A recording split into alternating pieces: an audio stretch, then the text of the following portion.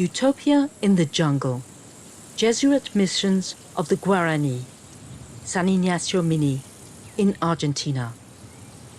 About 40 kilometers outside Posada are the remains of San Ignacio, a settlement where a Roman Catholic priest lived with christened indigenous people. The settlement was founded by the Jesuits, who were expanding their missionary work throughout South America during the 17th century. The church stood in the center of the settlement. This is where masses for indigenous Guarani people were held. The letters M and A represent the Virgin Mary. This monogram is a combination of both characters and is a Guarani church symbol. Carvings depicting the sun and plants were engraved on the base of the column.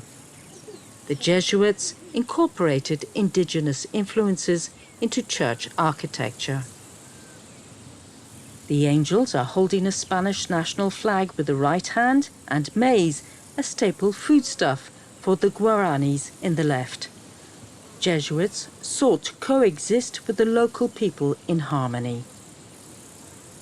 This settlement was founded by a Jesuit father, Antonio Ruiz de Montoya. He is the first person who contacted the native people living in the area. Montoya studied their language and later published the first Guarani dictionary in the world. At the beginning of the 17th century, Montoya built a settlement in the upstream river basin. However, after the settlement was attacked by a group of slave hunters from Portugal, he and 12,000 indigenous people moved further downstream to rebuild their village there.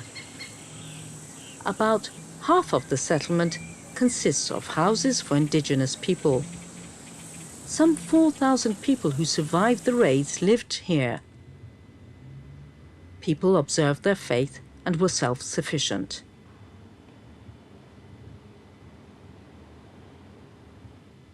This statue of John the Baptist was unearthed here. Indigenous people made statues of the saints to resemble themselves.